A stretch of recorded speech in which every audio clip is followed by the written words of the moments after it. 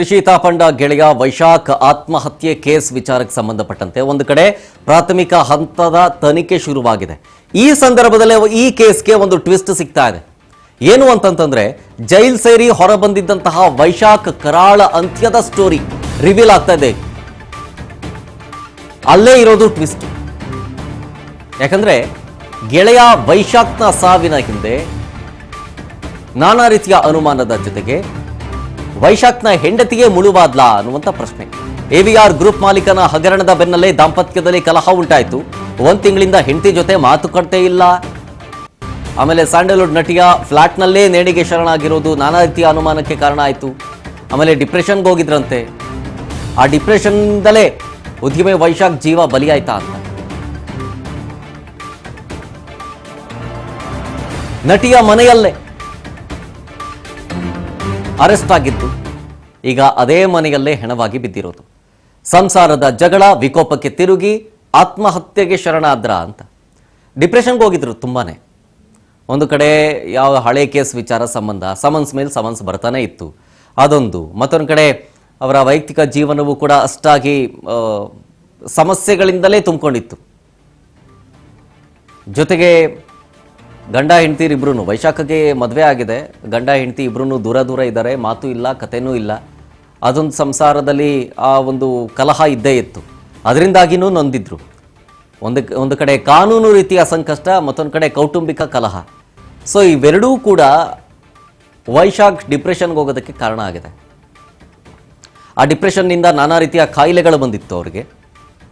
So ಇದರಿಂದ ನೊಂದು ಇನ್ನು ನನ್ನ ಕೈಲಿ ಬದುಕೋದಕ್ಕಾಗೋದಿಲ್ಲ ಅಂಥೇಳಿ ನಿನ್ನೆ ರಾತ್ರಿ ತನ್ನ ಗೆಳತಿ ಕೃಷಿ ತಾಪಂಡಗೆ ಮೆಸೇಜ್ ಕೂಡ ಆಗಿದ್ರು, ನನ್ನ ಕೈಲಿ ಬದುಕೋದಕ್ಕಾಗಲ್ಲ ಅಂತ. 1 ವಾರದಿಂದ ಕೃಷಿ ತಾಪಂಡ ಮನೆಗೆ ಬರ್ತಾ ಇದ್ದಂತೆ ವೈಶಾಖ್.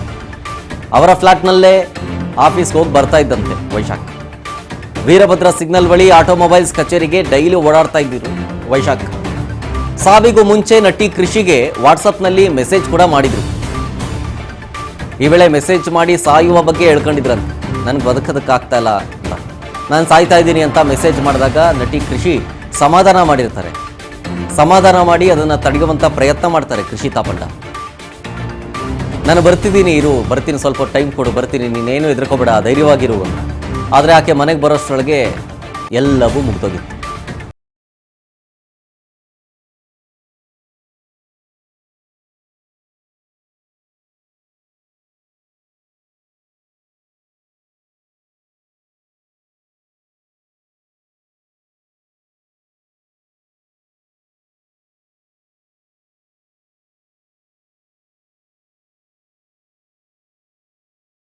ನಾನಾ ರೀತಿಯ ವಿಚಾರಕ್ಕೆ ಗಲಾಟೆಗಳ ಆಗಾಗ್ಗೆ ಆಗ್ತಾನೆ ಇತ್ತು.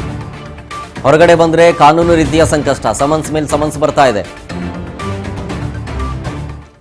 AVR ಗ್ರೂಪ್ ಮಾಲೀಕನ ಹಗರಣದ ಬೆನ್ನಲ್ಲೇ ದಾಂಪತ್ಯದಲ್ಲಿ ಕಲಹ ಶುರುವಾದ ನಂತರ